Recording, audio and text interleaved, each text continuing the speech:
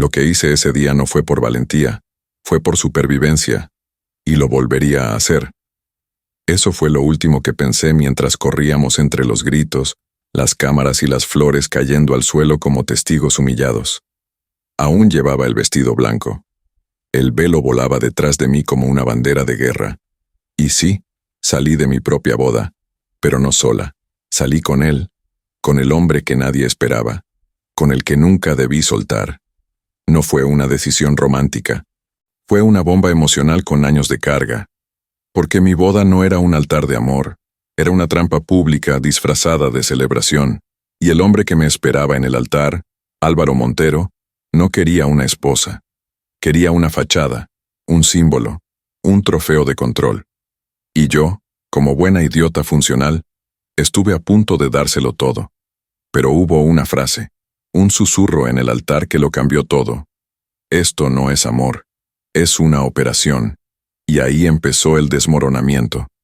Las cámaras no captaron el secreto, solo el escándalo. Porque nadie quiere ver la verdad cuando el chisme vende más. Y eso era exactamente lo que querían, que todos miraran el escándalo, mientras el negocio real se cerraba en silencio. Lo que nadie sabía era que esa boda era el escenario final de una venganza silenciosa, y yo era el blanco perfecto. Antes de que comience esta historia, cuéntame en los comentarios desde qué ciudad o país me estás viendo. Me encantará saludarte y saber hasta dónde están llegando estas historias. Nunca imaginé que el día de mi boda comenzaría con un aviso que helaría la sangre de todos los presentes. Esto no es amor, es una trampa, susurró alguien. Y aunque nadie señaló con el dedo, todos voltearon a mirar como si esperaran una caída inminente. Estábamos en una finca preciosa cerca de Triana, Sevilla, rodeados de flores caras, familia incómoda y sonrisas que parecían pintadas con acrílico barato. Pero el ambiente se quebró como cristal fino. Yo temblaba, literalmente, no de emoción, sino de algo que no sabía cómo explicar. Álvaro, mi prometido, me apretaba el brazo con más fuerza de la que se considera romántica. Su mandíbula parecía a punto de explotar, y al otro lado de mí estaba él, Adrián, demasiado sereno para un día como ese. Su presencia era como una sombra elegante. Nadie sabía por qué estaba ahí exactamente, pero todos lo sentían. Yo lo sentía. Y no ayudaba que cada movimiento nuestro estaba siendo grabado por decenas de teléfonos apuntando como armas. El cura aún no había dicho ni una palabra, pero la boda ya parecía una escena de juicio. Nadie sonreía de verdad. Todos fingían. Y yo, bueno, yo solo pensaba, ¿cómo terminé aquí al borde del altar, entre un hombre que me amaba con posesión y otro que me miraba como si supiera algo que nadie más sabía? Cada segundo pasaba lento, como si el universo se negara a bendecir esa unión. Y yo empecé a preguntarme si ese murmullo inicial era realmente un aviso. Porque una cosa te digo, cuando el aire se vuelve tan denso que puedes masticarlo, es porque algo va a explotar. No sabía si era yo, si era Álvaro, o si era Adrián quien lo haría primero. Pero lo que sí sabía es que la palabra amor ya no era suficiente para sostener esa fachada. Y si hasta el cura parecía confundido con tanto silencio tenso, imagina cómo estaban los invitados. Pero aún faltaba la parte más incómoda, explicar quién era Adrián y por qué me acompañaba hasta el altar. Todo el mundo esperaba ver a Álvaro como protagonista absoluto de ese día, pero no. El centro de atención, las miradas, los cuchicheos, todo giraba en torno a Adrián Salvatierra, el hombre que me acompañaba hasta el altar como si tuviera más derecho que el propio novio. Atractivo, frío, imperturbable. Su elegancia no era de revista, era de esas que incomodan. Algunos pensaban que era guardaespaldas, otros, exnovio, y los más atrevidos lo llamaron el verdadero prometido. Yo no dije nada, no me atreví, porque la verdad, ni yo misma sabía si Adrián estaba ahí para protegerme o entregarme, porque Álvaro lo había invitado, pero yo lo había obligado a quedarse cerca. Él y yo compartíamos una historia que no cabía en una sola etiqueta. Habíamos sido muchas cosas menos indiferentes, y aunque su presencia me daba algo de calma, también encendía todas las alarmas internas. Álvaro lo miraba como quien quiere matarlo con la mente, pero Adrián nunca le devolvió la mirada. Solo me miraba a mí, esa mirada, esa maldita mirada. Era como si me estuviera diciendo tranquila pero atenta, como si supiera que ese altar era una trampa con flores blancas y fotógrafos. Los invitados susurraban nombres, inventaban teorías, y lo más curioso, nadie se atrevía a preguntarle directamente quién era, porque su silencio no era vacío. Era una advertencia elegante, como si estuviera ahí para ejecutar algo, o a alguien. Y lo peor es que yo lo había elegido para que me acompañara. Lo pedí yo, contra todo consejo, contra toda lógica. Y lo hice porque, en el fondo, sabía que si alguien iba a sostenerme si todo se derrumbaba, era él. Pero también sabía que si alguien iba a ser el primero en señalar mi mentira, también sería él. Y eso me tenía los nervios hechos polvo. Porque cuando un secreto existe, siempre hay uno que lo guarda, y otro que está dispuesto a revelarlo. No hubo advertencia, ni un suspiro, ni una pausa. Álvaro explotó en pleno altar como si el traje caro no pudiera contener lo que estaba a punto de estallar. «Eres una farsante», gritó con esa voz que yo ya conocía, esa voz que finge calma hasta que corta. Los invitados se paralizaron. El cura titubeó. Y yo sentí como se me salía el alma del cuerpo, porque lo que él dijo a continuación fue más que una ofensa, fue una ejecución pública. Te inventaste todo para acercarte a mí. Todo fue una estafa. Esa palabra, estafa, se repitió como un virus, saltando de boca en boca.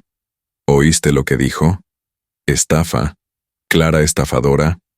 En segundos, la boda se convirtió en un coliseo romano, todos grabando, todos opinando, y yo ahí, con las flores temblando en mis manos. Mi vestido pesaba 1 tonelada. Lo que más me desconcertó no fue el grito de Álvaro, fue el silencio de Adrián. No movió ni un músculo, no me defendió, solo me miraba, como si lo hubiera esperado todo este tiempo. Ese silencio fue más cruel que cualquier acusación, porque validaba la duda. Si él no dice nada, será porque es verdad, pensé. Álvaro me lanzó esa mirada de vencedor, de quien cree que tiene la verdad absoluta y el aplauso del público.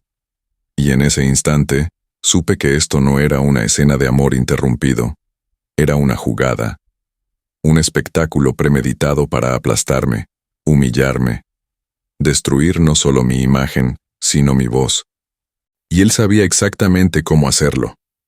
Lo peor no fue el escándalo, fue ver la expresión de algunos familiares, de amigos que me conocían desde niña, dudar de mí. Como si esa palabra, estafa, tuviera el poder de borrar años de historia. Como si un grito fuera más fuerte que una vida entera. Pero algo dentro de mí, entre el miedo y la rabia, empezó a despertar. Porque si me iban a quemar en público, al menos que fuera por algo real, y ahí, entre las miradas acusadoras, comencé a entender que alguien había preparado este infierno con demasiada precisión. A los pocos minutos, la finca ya no era un lugar de celebración, era un campo de guerra. A la salida, se agolpaban periodistas, curiosos, vecinos, y hasta gente que ni invitada estaba. Era como si alguien hubiera filtrado el escándalo en tiempo real. Micrófonos, flashes, gritos de «Clara, responde. ¿Dónde está el vídeo? ¿Es cierto que usaste una identidad falsa?» Y yo, intentando respirar, sin saber por dónde salir. No había salida digna posible, solo una caída libre con público VIP. Adrián fue el único que mantuvo la compostura. No dijo una palabra, pero su cuerpo bloqueaba el paso de los más invasivos como si hubiera entrenado para eso. Álvaro, en cambio, se dejaba llevar por el ego herido. Aprovechaba cada pregunta para victimizarse, como si fuera el protagonista de una tragedia griega, escrita por él mismo. Yo intenté hablar, explicar, decir algo, pero cada vez que abría la boca, otra voz gritaba más fuerte: traición, mentira, manipulación. Era impresionante cómo en cuestión de minutos la narrativa ya estaba armada. Yo, la falsa, Álvaro, el traicionado, Adrián, el cómplice misterioso. La prensa no busca verdad, busca sangre. Y lo peor es que cuando el escándalo huele a traición, familia y dinero, venden el triple. Cada palabra que decían era una daga, y cada imagen que tomaban, un nuevo golpe a mi reputación. No importaban los hechos, importaba el espectáculo. Y ahí, entre cámaras y empujones, entendí que lo que había ardido en público me iba a costar el doble apagarlo en privado. Quise correr, pero no tenía dónde. Quise llorar, pero no me lo permití. Porque en medio del caos una idea comenzó a formarse en mi cabeza. Esto no fue un ataque espontáneo, fue orquestado. Y si fue planeado, alguien lo sabía desde antes. Alguien que estaba muy cerca, muy callado, y que, probablemente, llevaba años esperando este momento para exponerme. Lucía Ferrer apareció entre la multitud como si hubiese estado escondida todo ese tiempo, esperando su momento para entrar en escena. Su cara no mostraba sorpresa, mostraba pánico. Un miedo casi infantil, de esos que no se pueden fingir. Yo la conozco desde que tengo memoria, y verla temblar así me revolvió el estómago. No me miraba directo a los ojos, como si supiera que había una parte de la historia que yo aún no conocía, y que ella sí. Lucía no vino a consolarme, no vino a explicarme nada, vino a sacarme de ahí. Me agarró del brazo con fuerza, como si detrás de las cámaras hubiera un peligro mayor que el escándalo público. Me hablaba entre dientes: Clara, por favor, vámonos ya. Y lo dijo con una urgencia que no venía del chisme ni de la vergüenza. Venía de otro lugar, uno más oscuro, como si alguien, o algo, pudiera alcanzarnos si nos quedábamos un minuto más. Yo no entendía nada. ¿Qué era lo que ella sabía y que no me estaba diciendo? ¿Desde cuándo lo sabía? ¿Por qué no me avisó antes de que caminara hacia un altar rodeada de mentiras? La traición, esa palabra que tanto me dolía en boca de otros, ahora también se sentía en sus ojos. Porque hay traiciones que no se gritan, se callan. Y el silencio de Lucía, hasta ese día, había sido brutal. Y entonces lo vi claro. La acusación de Álvaro no se inventó esa mañana. Venía cocinándose desde hacía tiempo. Alguien la alimentó con datos, con historias, con fragmentos de verdad y dosis exactas de mentira. Alguien que me conocía de cerca. Alguien que sabía mis pasos, mis errores, mis momentos de flaqueza. Alguien que, quizás, había estado demasiado cerca de mi confianza por demasiado tiempo. Todo empezó mucho antes de la finca, los flashes y el vestido blanco. Empezó en un instituto en Salamanca donde yo era casi invisible, hasta que apareció él, Adrián Salvatierra, alto, silencioso, con esa forma de mirar que parecía atravesarte sin pedir permiso. Nos hicimos amigos sin querer, entre tareas compartidas y carreras en la pista del colegio. No éramos pareja, pero éramos algo más íntimo que eso. Éramos refugio mutuo. Lo nuestro creció en gestos pequeños. Compartir el auricular de un MP3 viejo. Dejar notas tontas en los libros. Escaparnos a la biblioteca para hablar de cualquier cosa menos estudios. No necesitábamos etiquetas. Era un vínculo puro, inocente y peligroso por lo profundo. Pero como todo lo que arde sin reglas, un día se rompió. Una frase mal entendida. Un mensaje fuera de contexto. Y Adrián desapareció sin aviso. Se fue sin despedirse. Como si lo que habíamos construido no valiera nada. Yo me quedé con una herida que no sangraba, pero dolía cada vez que alguien me preguntaba si alguna vez estuve enamorada. Pasaron los años, llegaron otras personas, otras ciudades, otras máscaras, pero siempre que pensaba en lo que pudo haber sido, su nombre aparecía primero. Y justo cuando ya creía tener todo bajo control, volvió. Como si el destino se hubiera guardado esa carta para el momento más caótico de mi vida. Verlo a mi lado en el altar fue un déjà vu brutal, porque no solo era el chico del pasado, era el hombre que, pese a todo, aún tenía poder sobre mi calma, y esa presencia removía cosas que creía enterradas. No sabía si había regresado para salvarme o para cerrarme la herida de una vez, pero algo era seguro: el amor que nace sin permiso nunca desaparece del todo. Mientras todos hablaban del escándalo y del supuesto engaño, pocos notaron el detalle más punzante para mí. Mis padres no estaban en la boda, ninguna silla reservada, ningún ramo dedicado, ni una excusa decorosa, nada. Era un silencio más fuerte que cualquier acusación.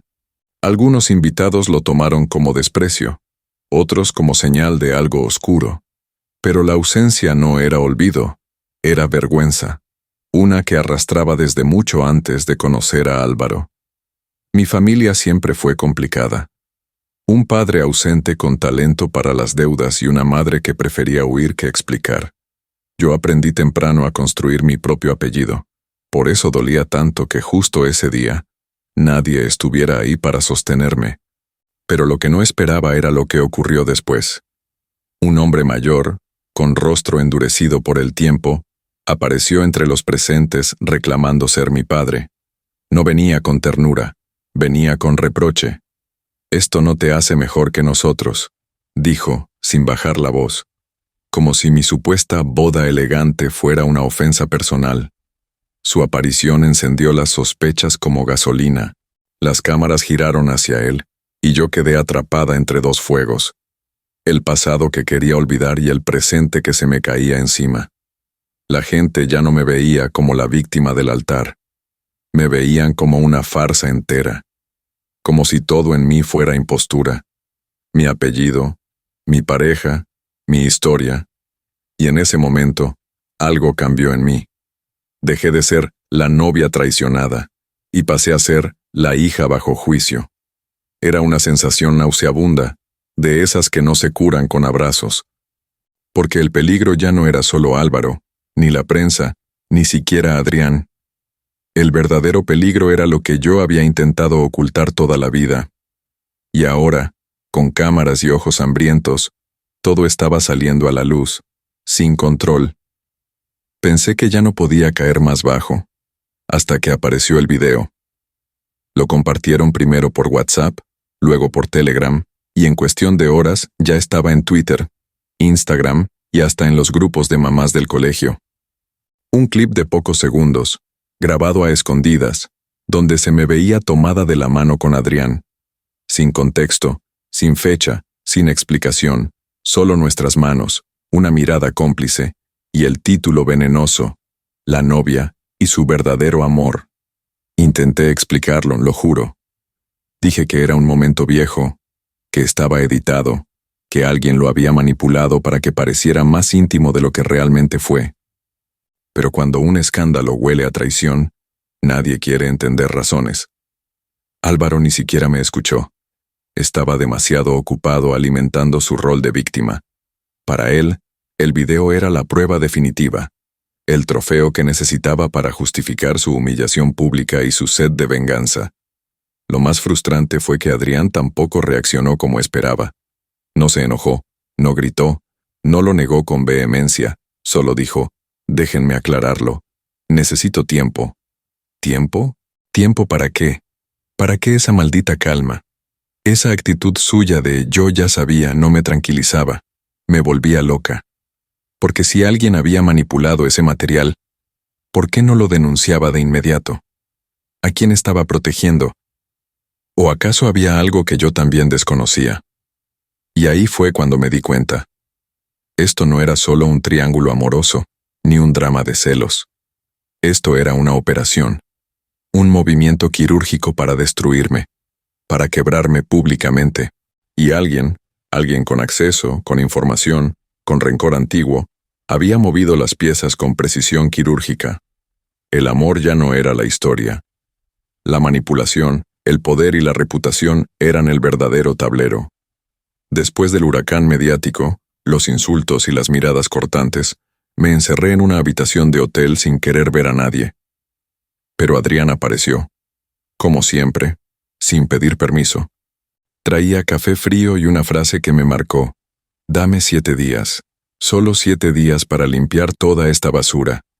No lo dijo con tono romántico ni con culpa. Lo dijo como un hombre que conocía los sistemas desde adentro, como alguien que tenía un plan, aunque yo ya no creyera en nada. 7 días. ¿Qué se puede arreglar en 7 días? Me miró con esa mezcla de firmeza y ternura que siempre me confundía. Yo ya no confiaba, pero estaba agotada.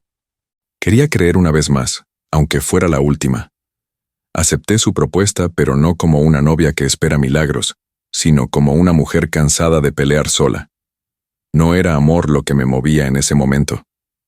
Era el deseo de que, por una vez en la vida, alguien cumpliera lo que prometía. A partir de ahí, comenzó una cuenta regresiva emocional. Cada mañana abría los ojos preguntándome si ese sería el día en que todo caería por su propio peso. O el día en que descubriría que había sido estúpida otra vez. Porque aceptar esos 7 días también era arriesgarme a que fueran 7 excusas más. 7 noches de insomnio. 7 oportunidades para que alguien más me rompiera sin tener que dar la cara. Pero lo acepté. No por él, por mí. Porque si había una mínima posibilidad de descubrir la verdad real, no la que la prensa había fabricado ni la que Álvaro vendía, entonces tenía que intentarlo. Y mientras las horas pasaban, yo sentía que no solo estaba esperando respuestas, estaba apostando mi última gota de dignidad. Los 7 días no fueron tranquilos. Fueron un vaivén frenético entre ciudades, aeropuertos, llamadas cortadas y promesas aplazadas. Yo tenía compromisos laborales en Sevilla, reuniones imprevistas en Madrid y una invitación forzada a un evento en Barcelona. Cada ciudad parecía reflejar un estado emocional distinto. Sevilla era exposición, Madrid era presión y Barcelona era huida. Viajar así no me daba libertad, me daba vértigo. Adrián también se movía. Mucho, demasiado. Decía que investigaba, que tenía reuniones clave, que necesitaba ir a ver a una persona que sabe más de lo que aparenta. Pero no daba nombres, no decía direcciones. Me enviaba mensajes secos como: confía. ¿Confiar? Confiar en que si todo a mi alrededor estaba cayéndose a pedazos. Cada vez que lo llamaba, la señal fallaba. Cada vez que quería hablar, él ya estaba en otro lugar. Las distancias no solo nos separaban físicamente, también abrían espacio para que las dudas crecieran. Me empecé a preguntar si estos movimientos eran realmente por mí o por él. ¿Y si su plan no era tan altruista como decía? ¿Y si estaba usando esta tormenta para limpiar algo propio, algo que lo tenía atado desde antes? Yo ya no sabía qué versión de él estaba viendo, el protector, el estratega o el oportunista, pero ahí seguía, saltando de ciudad en ciudad, buscando respuestas, intentando conectar piezas sueltas con nombres que no sabía pronunciar. Cada estación de tren, cada hotel, cada café, se volvía una pista o una trampa, y mientras más viajaba, más me daba cuenta de que esto ya no era sobre nosotros, era sobre algo más grande, algo que llevaba años en movimiento, esperando que alguien lo expusiera. Nos citamos en un café cerca de Atocha, un lugar pequeño, con olor a pan tostado y camareros que no se metían en conversaciones ajenas. Él había prometido llegar a las 10. Pasó el mediodía. Pasó la tarde, y a las 20:15 y seguía sin aparecer. Yo ya no miraba el reloj, miraba mi dignidad. Había pedido un té por compromiso, pero lo que realmente quería era levantarme y no volver a verlo nunca más. Cuando finalmente entró, lo hizo sin prisa, como si 10 horas tarde fueran una anécdota graciosa. Me habló de problemas en casa, de llamadas que se alargaron, de gente que no podía ignorar, y mientras más explicaba, menos me importaba. No era la primera vez que llegaba tarde, pero esta vez no era una cita cualquiera. Esta vez era uno de los 7 días que él mismo había exigido. Uno de los pocos momentos que prometió usar para arreglarlo todo. Y si ni siquiera eso podía priorizar, entonces no quedaba nada más que romper, No grité, no lloré, no hice escenas. Solo dije, esto no es amor, Adrián, esto es desgaste. Él se quedó mudo. No esperaba que yo terminara antes que él, pero lo hice, porque entendí que si no lo hacía yo, seguiríamos en un bucle de excusas que siempre me dejaban esperando. Y esa espera ya no era romántica, era humillante. Terminar no fue una derrota, fue un acto de amor propio, uno que tardé años en aprender. Salí del café sin mirar atrás, ni siquiera esperé que me dijera algo, porque a veces el silencio es la confesión más sincera. Y mientras caminaba por Madrid con el corazón hecho trizas, sentí algo parecido a la paz. Dolía. Sí, pero dolía limpio. Y por primera vez en mucho tiempo, el futuro no estaba amarrado a una promesa rota. Mientras yo recogía los pedazos de mi ruptura con Adrián, Álvaro se movía en las sombras con una velocidad inquietante. No quería solo limpiar su imagen, quería controlar la mía. Me convertí en su proyecto. Me etiquetó como la estafadora emocional del año, la que manipuló a un buen hombre para escalar socialmente. Y lo peor es que sabía exactamente cómo mover los hilos. Él no buscaba justicia. Buscaba control total del relato. Sus declaraciones en redes eran medidas, llenas de indirectas cargadas de veneno. Confiar en alguien no es un error. El error es no ver las señales, escribió, con una foto suya en blanco y negro, muy dolido, muy mártir. La gente lo aplaudía, lo consolaba, lo santificaba. Y cada me gusta era una bala contra mi reputación. Lo tenía todo calculado, el lenguaje, el tono, el tiempo. Sabía que el dolor vende, pero el control fideliza. Empezó a visitar programas de televisión, pero no para atacarme directamente. No, él era más sofisticado. Se mostraba afectado, pero jamás agresivo. Hablaba de mí como una lección de vida, no como una villana. Eso lo hacía más creíble, más perverso. Y en paralelo, sus negocios crecían. Con cada lágrima pública, firmaba un nuevo contrato. Porque si algo entendí de Álvaro, es que no amaba, poseía. Y cuando pierde a una mujer, intenta quedarse con todo lo demás. No me dolía su desprecio. Me dolía darme cuenta de que nunca me vio como persona. Fui parte de su marca, de su escenografía. Y ahora, como ya no le servía, me convertía en su antagonista rentable. Su discurso no era sobre el amor perdido, era sobre restaurar su poder. Porque cuando un hombre no soporta que lo dejen en público, no busca una explicación, busca un castigo ejemplar. Y yo era el ejemplo perfecto. Algo se rompió en mí después de todo aquello, pero no fue el corazón, fue la necesidad de agradar, de justificar, de salvar amores rotos como si eso me diera valor. Dejé de buscar aprobación y empecé a buscar respuestas. Me senté con mi portátil, abrí carpetas, volví a leer mensajes, revisé documentos. Dejé de llorar y empecé a observar. Porque entendí que si nadie iba a limpiar mi nombre, lo haría yo. No con discursos, con pruebas. La primera pista fue una incoherencia en los contratos de prensa que Álvaro había firmado antes de la boda. Fechas raras, cláusulas específicas, como si hubiera previsto el escándalo. Luego vinieron los nombres, empresas fantasma, sociedades vinculadas a su familia, una maraña que olía a fraude más que a despecho. Nadie lo veía porque todos estaban ocupados comentando el drama romántico, pero el verdadero escándalo era financiero. Yo no tenía acceso a todo, pero sí a lo suficiente.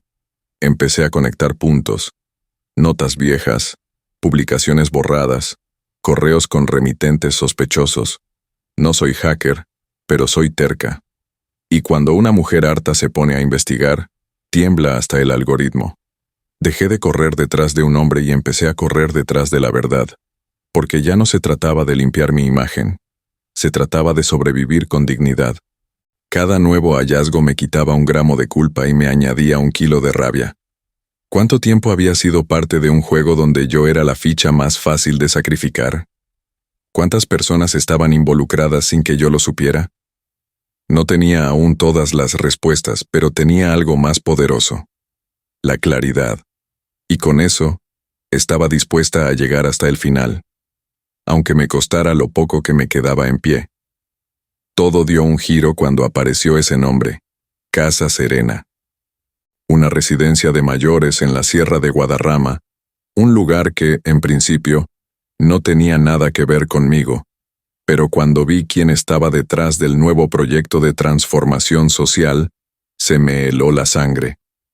Adrián Salvatierra, su cara en los folletos, su firma en los papeles, su discurso lleno de palabras bonitas: inversión ética, inclusión, dignidad para la tercera edad. Sonaba tan limpio que resultaba sospechoso. Fui personalmente.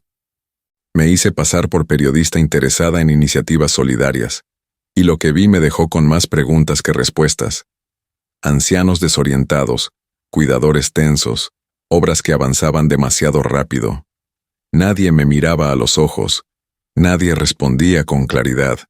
Todo parecía diseñado para no ser visto. Y lo más inquietante, Adrián no parecía el mismo. Su mirada era otra, más ejecutiva, menos humana. Me costaba creerlo. El mismo hombre que me había pedido 7 días para limpiar la basura estaba metido en otro tipo de basura más grande. ¿O lo habían usado también? ¿Era cómplice o rehén? No sabía qué pensar. Solo sabía que el proyecto tenía prisa. Mucho dinero detrás y una lista larga de personas que no querían preguntas. Lo sentimental quedó a un lado. Aquí ya no se jugaba con corazones. Se jugaba con gente vulnerable. Y eso me tocó una fibra que no pude ignorar, porque una cosa es que me destrocen a mí, pero usar a personas mayores, desplazarlas, silenciarlas para montar un hotel de lujo, eso es otro nivel de miseria. Empecé a investigar con otra fuerza, ya no por venganza, por justicia, y, aunque me dolía pensarlo, Adrián estaba en el centro de ese laberinto, tal vez no como villano, pero definitivamente no como inocente. La rueda de prensa fue anunciada como un acto de transparencia. En una sala elegante de Madrid, con catering de lujo y pantallas LED mostrando renders del futuro hotel, Adrián se presentó como el rostro humano de una transformación social. Prometió beneficios para todos: a los inversores, a la comunidad, a los residentes. Habló de sostenibilidad, inclusión y modernidad. Pero su entusiasmo no era natural, era urgente, forzado, como si necesitara cerrar rápido, antes de que algo explotara. Los periodistas preguntaron lo obvio: ¿qué pasará con los ancianos? ¿A dónde irán? ¿Quién asegura que no se quedarán en la calle? Adrián respondía con frases perfectas, demasiado pulidas para ser reales. Tenemos acuerdos con centros especializados. El traslado será con todas las garantías. Pero no mencionaba nombres, no daba fechas, no mostraba contratos. Su lenguaje era el de un político que sabe que la verdad no conviene. Yo estaba ahí, mezclada entre los asistentes. Lo observaba con una mezcla de rabia y tristeza. Reconocía cada uno de sus gestos, incluso los que usaba para mentir sin que se notara. Y había uno que lo delataba. Su mirada evitaba siempre a la izquierda cuando estaba ocultando algo. Ese día no miró a la izquierda ni una sola vez. Estaba ocultando más de lo que decía. Mucho más. Cuando terminó la presentación, supe que no podía quedarme solo con intuiciones. Tenía que encontrar las pruebas. Porque lo que vi no fue una simple conferencia de prensa, fue una trampa elegante. Una jugada para silenciar preguntas y ponerle fecha al desalojo. Adrián no hablaba como el hombre que conocí. Hablaba como alguien que tenía miedo. Y cuando alguien como él tiene miedo, es porque detrás hay algo muy, muy sucio. Justo cuando estaba por publicar una nota con mis primeras sospechas sobre Casa Serena, me llegó un correo inesperado. Queda suspendida temporalmente de sus funciones debido a la difusión de información no verificada. Era oficial. Mi reputación profesional estaba bajo ataque. Me acusaban de propagar noticias falsas, de manipular datos. Irónico, ¿no? Después de haber sido víctima de una campaña de difamación personal, ahora me hundían también en lo laboral, sin pruebas, sin defensa. Mi teléfono enmudeció. Nadie llamaba para saber cómo estaba, ni siquiera mis colegas más cercanos. El escándalo había manchado todo lo que toqué. Y en este mundo, una mujer señalada tiene menos margen de error que un corrupto profesional. Me empezaron a borrar de paneles, de conferencias, de listas. Y entendí algo que dolió más que cualquier traición amorosa. En esta sociedad, no hace falta destruir tu cuerpo. Basta con destruir tu credibilidad. Adrián apareció esa noche. Golpeó la puerta de mi apartamento como si nada. Escuché lo de tu suspensión. Vine a ayudarte. Lo miré como se mira a un desconocido. ¿Ayudarme? ¿Ahora? ¿Después de días de evasivas y discursos limpios mientras yo perdía todo? Le dije que su preocupación me sonaba hipócrita. Y cerré la puerta sin más. No podía permitirme caer otra vez en el mismo cuento, en la misma promesa, porque incluso si no era el villano, no estaba siendo el aliado que decía ser. Pero lo curioso es que él no se fue. Se quedó sentado en las escaleras, toda la noche, como si supiera que ya no bastaba con palabras, como si entendiera, por fin, que su calma ejecutiva no servía de nada frente al dolor real. Y aunque no le abrí la puerta, algo en mí registró su silencio. No lo perdoné, pero tampoco lo olvidé. Y entonces apareció Diego. En medio de ese derrumbe lento, llegó con esa manera suya de no imponer nada, de no exigir amor, de no pedir explicaciones. Diego Morales era distinto, empresario creativo, diseñador de perfumes, de esos hombres que huelen a libertad. Lo conocía desde hacía años, pero siempre en contextos profesionales. Esta vez apareció con otra energía, la del que sabe que llegas herida y no quiere tocar tus cicatrices, solo sentarse cerca por si necesitas respirar. Nunca intentó reemplazar a nadie, ni a Adrián, ni a Álvaro, ni a mis fantasmas. Solo me ofrecía presencia, silencios cómodos, cafés sin promesas. Me escuchaba sin anotar, sin buscar contradicciones. Me dejaba hablar, y eso, en mi caos, era oxígeno. A veces me reía con él como si todo lo demás no existiera. A veces lloraba sin explicar por qué. Y él nunca preguntaba más de la cuenta, porque entendía que el amor no siempre se grita, a veces simplemente se queda. Pero también dolía, porque había algo injusto en todo eso. Diego me ofrecía una calma que yo no podía devolver. Su tiempo, su ternura, su cuidado. Todo llegaba en el momento exacto en que yo no sabía quién era. Y su forma de amar, madura, paciente, sin condiciones, me hacía sentir que no lo merecía. No porque fuera malo, sino porque yo seguía atada a una historia que me arrastraba. Y sin embargo, él no se fue, no me presionó, solo me dijo un día, sin dramatismo: no quiero que me elijas por lástima ni por soledad. Solo quiero que sepas que estoy. Aunque no ganemos, estoy. Esa frase me rompió de una manera distinta, porque no estaba acostumbrada a perder a alguien que nunca quiso ganarme. Y fue entonces cuando entendí que no todos los amores necesitan final feliz. Algunos solo necesitan ser nombrados. Esa noche, no podía dormir. Tenía una dirección en un papel arrugado y una intuición que no me dejaba en paz. Era un edificio en obras, supuestamente abandonado, vinculado a uno de los contratistas que aparecían en los papeles de Casa Serena. No lo pensé mucho.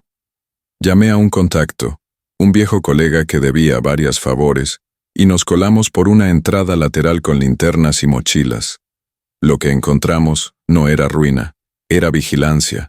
Los supuestos obreros no eran obreros, eran hombres grandes, con radios, movimientos coordinados y miradas que daban escalofríos. No hacían ruido, no cargaban herramientas, estaban ahí para custodiar algo, o a alguien. Comenzamos a tomar fotos, vídeos, cualquier evidencia que nos ayudara a documentar lo que se escondía tras ese proyecto. Pero bastó un clic mal hecho, un flash inoportuno, y todo se desató. Gritos, persecución, un portazo, un golpe seco en la espalda. No sé cómo salimos corriendo, pero mi corazón iba más rápido que mis piernas. En medio del caos, mi móvil voló al suelo y se perdió en la oscuridad. Intenté volver, pero no me dejaron. Mi compañero me arrastró literalmente a la calle. Respiraba con dificultad, tenía sangre en la rodilla y el pánico clavado en el pecho. Y mientras huíamos, uno de ellos gritó algo que se me quedó marcado. Nadie sabrá si mueres aquí. Ahí lo entendí. Esto ya no era una investigación. Era una guerra encubierta. Estaba tocando algo mucho más profundo que simples contratos sucios. Había secretos que alguien estaba dispuesto a proteger con violencia. Y yo, sin quererlo del todo, me había convertido en la amenaza número 1. Desperté en el hospital con un dolor punzante en la cabeza y una pregunta clavada en el alma. ¿Y el móvil? La policía había aparecido después de la denuncia anónima de un intento de robo en propiedad privada. Y por supuesto, nadie mencionó la persecución, los golpes, ni las amenazas. Yo era la intrusa, la que no tenía que estar ahí. Pedí mi teléfono, casi gritando. Me lo entregaron envuelto en una bolsa plástica. Estaba roto, pantalla estallada, memoria dañada, y con eso, mi única prueba, desaparecía. Intentaron calmarme con frases típicas. Se puede intentar recuperar los datos. Hay técnicos especializados. Tal vez no está todo perdido. Pero yo sabía lo que eso significaba. Semanas de espera, excusas, resultados inconclusos. Y el tiempo ya no era mi aliado. Cada día que pasaba, más fuerte se volvía la versión oficial. Y yo, sin pruebas, era solo una exnovia despechada con delirios de conspiración. Otra más en la lista. Adrián vino al hospital. Esta vez sí. Sin pretextos, sin discursos, sin cámaras. Me vio con los ojos cargados de culpa, pero no dijo nada. Me tomó la mano como cuando teníamos 17, como si el tiempo no hubiera hecho su desastre entre nosotros. Yo no le dije nada tampoco. No podía, no quería. Solo pensé, si tú sabías todo esto desde el principio, ¿por qué me dejaste sola? No hubo respuestas, solo una pausa, un silencio espeso entre la rabia, el miedo y algo que todavía no sabía nombrar. Sabía que quedaban piezas sueltas, sabía que esto no terminaba aquí. Pero en ese momento, tirada en una cama de hospital con la memoria del móvil hecha trizas, entendí que la verdad duele, especialmente cuando está tan cerca y a la vez tan lejos. No sé si fue el cansancio, la culpa o la memoria que por fin decidió vomitar lo que llevaba años tragando, pero esa noche Adrián se quebró. Lo encontré sentado en el suelo de mi salón, con la camisa arrugada, los ojos rojos y una fiebre que le hacía temblar las manos. No merezco ser amado, murmuró, y lo repitió 3 veces, como si esa frase fuera una condena que alguien le tatuó en la infancia, como si fuera una verdad que nadie se atrevió a cuestionar. Intentó explicarse entre delirios. Habló de errores, de decisiones cobardes, de cómo siempre creyó que protegerme era alejarse, que meterse en lo de Casa Serena no fue ambición, sino una forma de recuperar el control de algo, de sí mismo.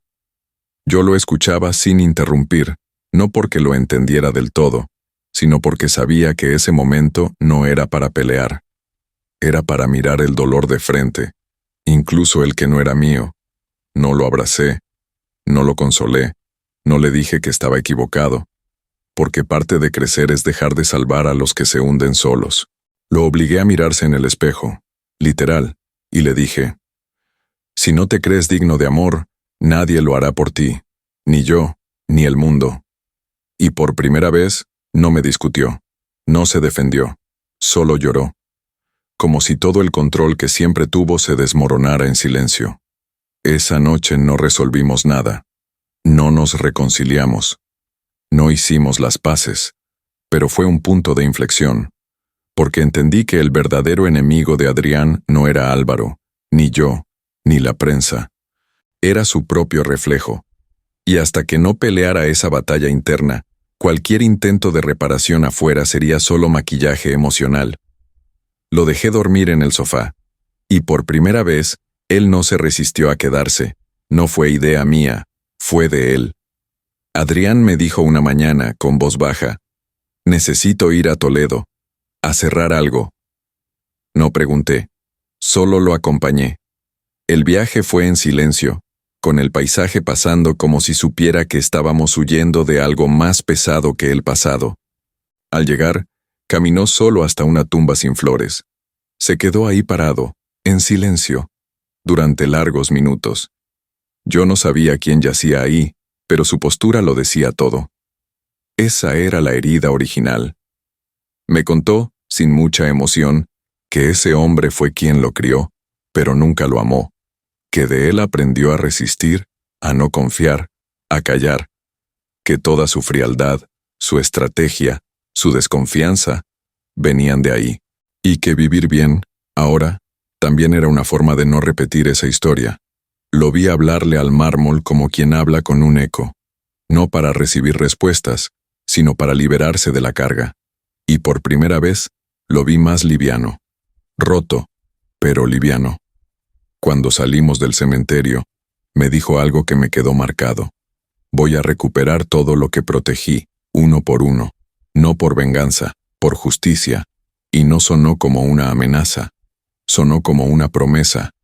No a mí, ni al muerto, ni al mundo, a él mismo, como si al cerrar ese círculo, por fin podía empezar a escribir otro. Uno donde no fuera el peón de nadie, uno donde pudiera dejar de esconderse detrás del control. Ese día no volvimos juntos, pero sí volvimos sincronizados. Él con su duelo procesado. Yo con mi rabia menos cruda. Fue un antes y un después. Porque entendí que no solo se trata de luchar por la verdad. También hay que soltar los fantasmas que uno carga sin saber. Y Adrián, por fin, empezaba a soltar. Barcelona siempre tuvo ese aire de doble cara. Belleza a la vista, secretos bien guardados. Y ahí, en un despacho elegante de l'Eixample, descubrimos una pista que cambiaría todo. No fue un hallazgo milagroso, fue insistencia.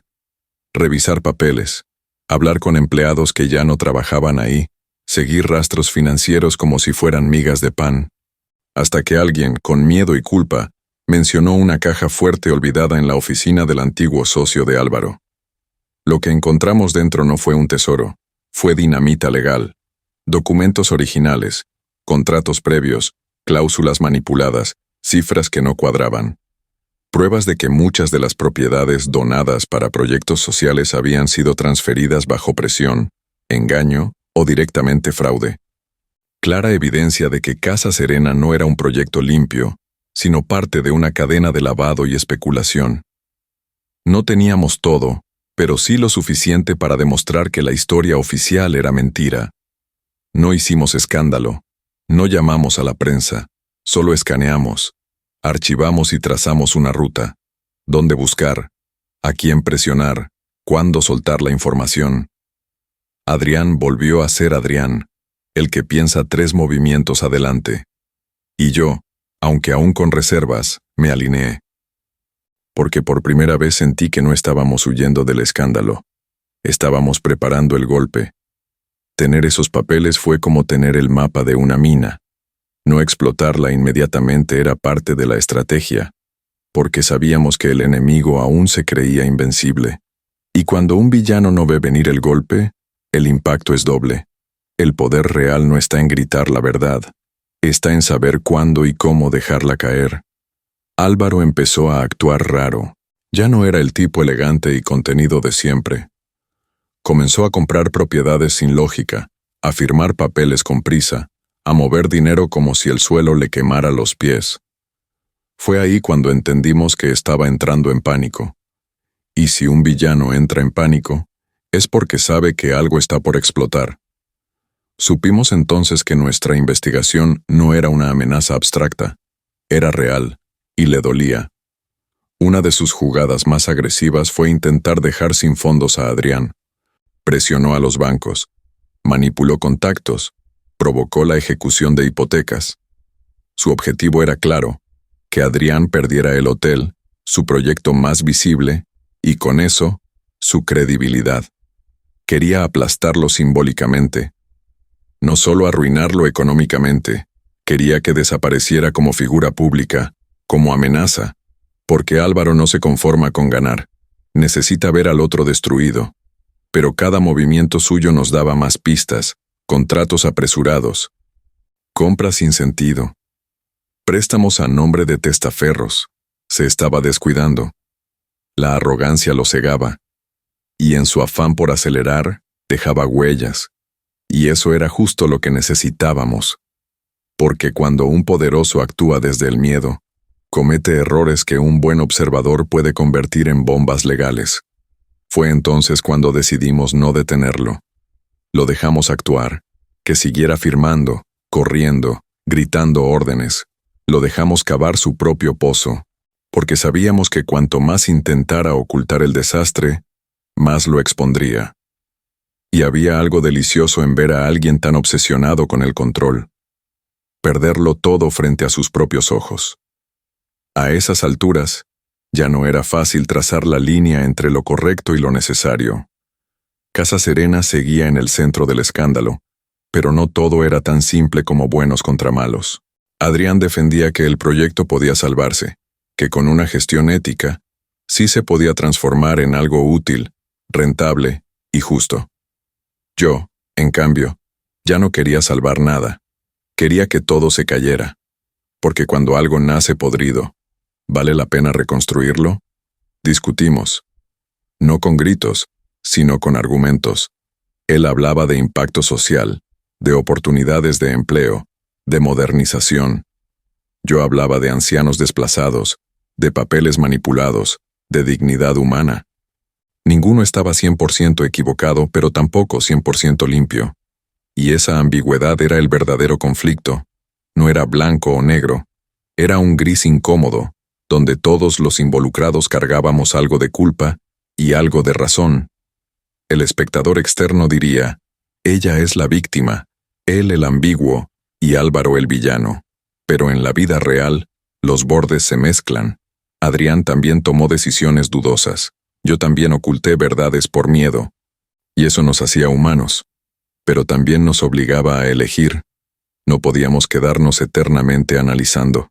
Tarde o temprano, había que actuar, aunque eso implicara perder algo en el camino. Y fue ahí cuando lo entendí.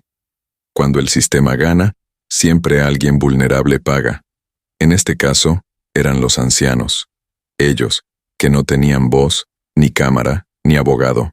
Ellos eran el verdadero centro.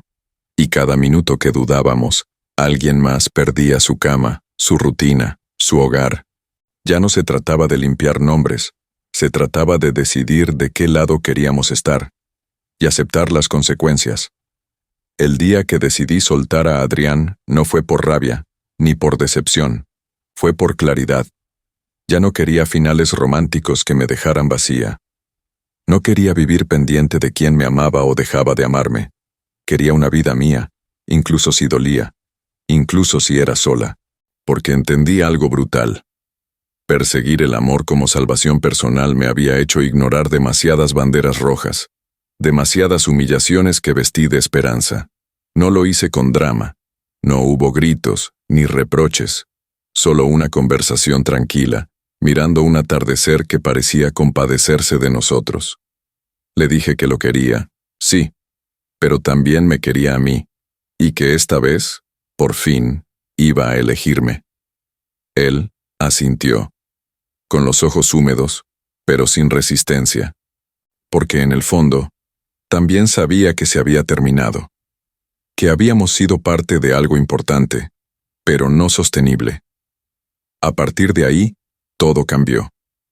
Comencé a construir una nueva rutina, una donde no tenía que explicarme, ni justificarme, ni esconder heridas. Empecé a recuperar mi voz, no para gritar, sino para hablar con firmeza. Ya no era una mujer buscando amor, Era una mujer buscando propósito. Y eso, aunque no de likes ni flores, da paz.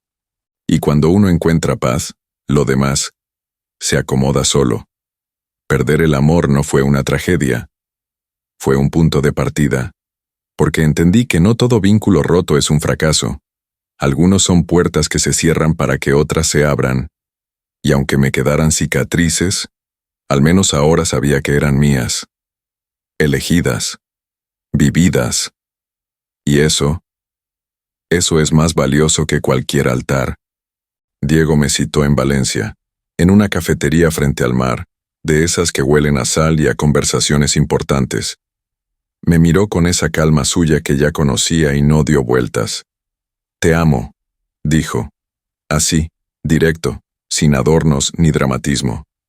Pero lo que vino después fue lo que realmente me desarmó. «Y también te dejo libre, porque te mereces elegir sin deuda emocional, sin presión, y yo merezco cerrar este ciclo sabiendo que no me escondí». No supe qué decir, porque por un momento pensé que me pediría otra oportunidad.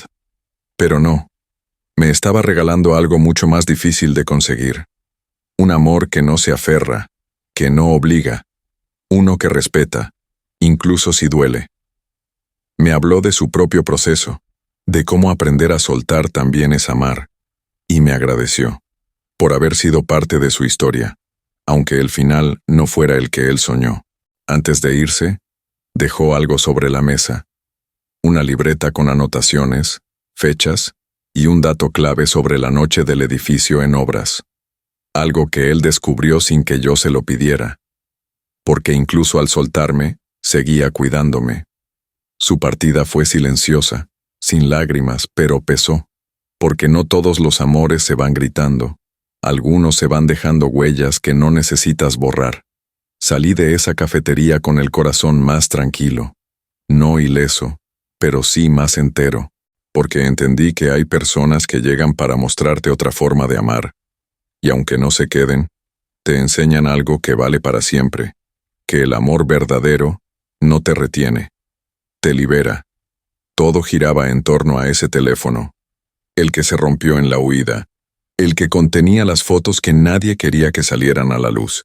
Imágenes tomadas en plena madrugada, demolición acelerada, zonas cerradas al público, rostros que no eran obreros, movimientos sospechosos en áreas supuestamente vacías. Eran más que fotos, eran un espejo, uno que mostraba que el discurso de renovación social era solo maquillaje sobre una operación sucia y peligrosa.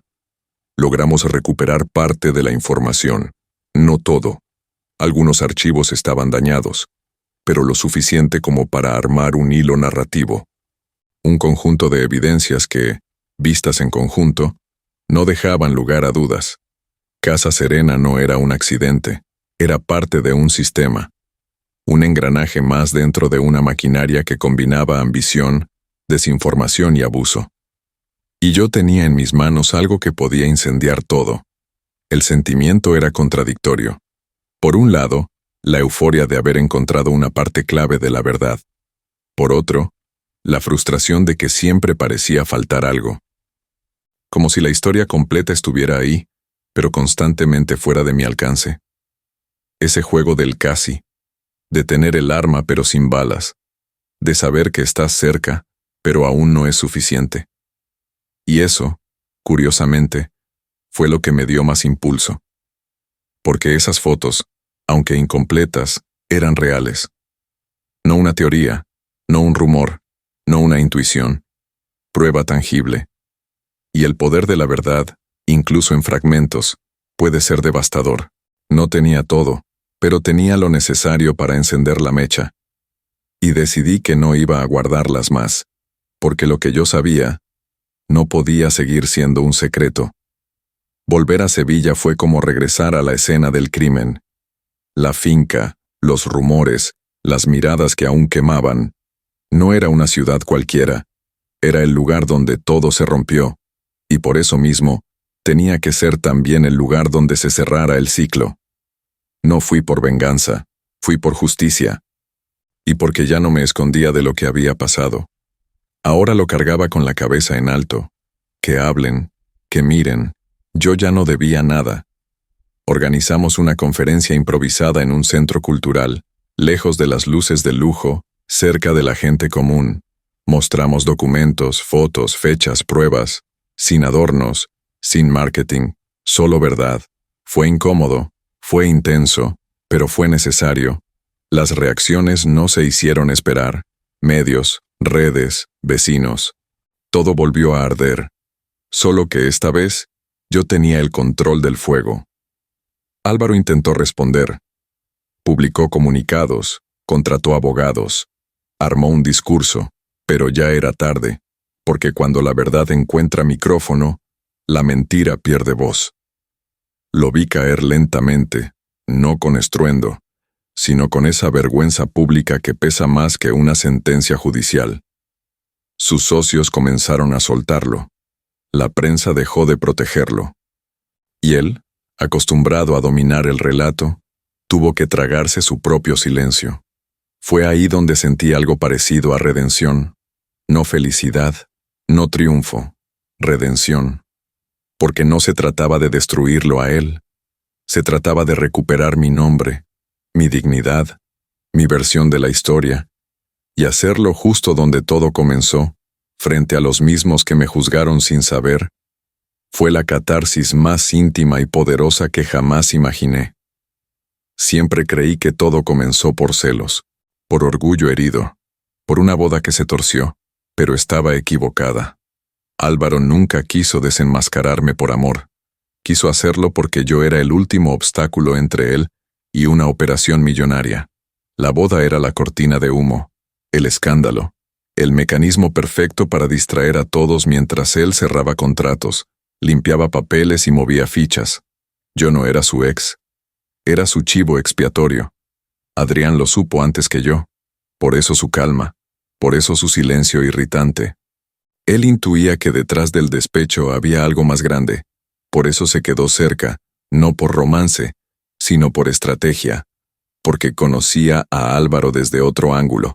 Sabía cómo jugaba. Sabía que su estilo era elegante por fuera, pero mafioso por dentro. Y ahora que teníamos las piezas, todo encajaba. Cada movimiento, cada ataque, cada falso rumor. Cuando conectamos fechas, empresas, registros notariales y transferencias, la historia se volvió clara. Álvaro usó el día de la boda como punto de inflexión. Mientras todos los ojos estaban en mi traición, él firmaba la adquisición definitiva de propiedades clave para su proyecto inmobiliario. Necesitaba que yo desapareciera mediáticamente, que quedara marcada como una mentirosa, porque así nadie escucharía si algún día yo decidía hablar. Pero lo hice, y cuando todo salió a la luz, su máscara se rompió. No porque gritáramos más fuerte, sino porque los números, los documentos y las coincidencias eran imposibles de negar. El escándalo romántico fue solo la fachada.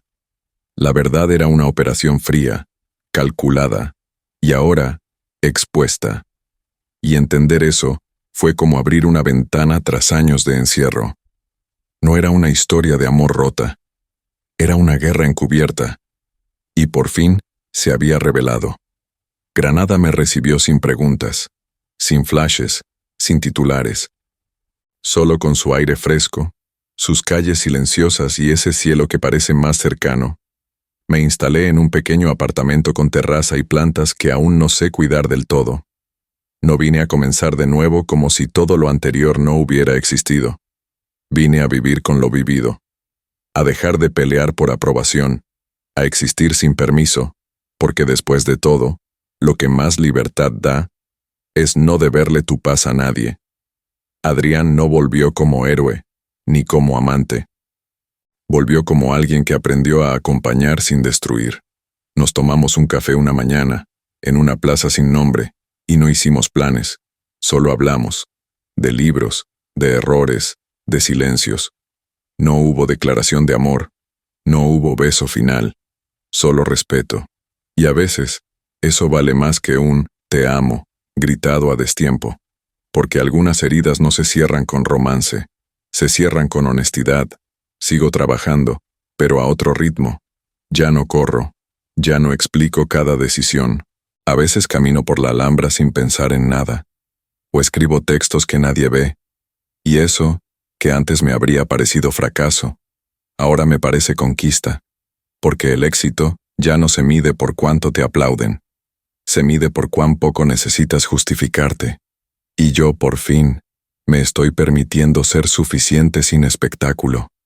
El amor no se prueba en un altar, se prueba en el caos, en cómo se sostienen o no las manos cuando todo se derrumba. Mi historia no terminó con boda, ni con beso, ni con venganza. Terminó con elección, y la elegida fui yo. Por mí. Para mí. Sin necesidad de que nadie me apruebe, Álvaro perdió más que una prometida. Perdió el relato que él mismo había construido con guantes blancos y manos sucias. Cuando los documentos salieron a la luz, su círculo se rompió. Ya no era el empresario exitoso, era el manipulador descubierto. No necesitó cárcel para caer. La vergüenza social hizo el trabajo. Y eso, a veces, duele más que cualquier condena formal. Adrián no regresó a salvarme. Regresó a reconocer sus fallas. No hubo fuegos artificiales ni banda sonora. Solo un acuerdo silencioso entre dos personas que se quisieron mucho. Y se hicieron daño sin querer. Su cambio no me devolvió el pasado. Pero me permitió cerrar una etapa con dignidad. Y entender que no todo lo que arde, destruye. A veces, también limpia. Yo no gané fama, ni indemnización, ni un final de película. Pero gané algo más raro, paz sin justificaciones. Reconstruí mi vida desde el suelo, sin cámaras, sin máscaras, sin deber explicaciones. Hoy camino ligera, y no porque olvidé, sino porque aprendí a no cargar con lo que no es mío.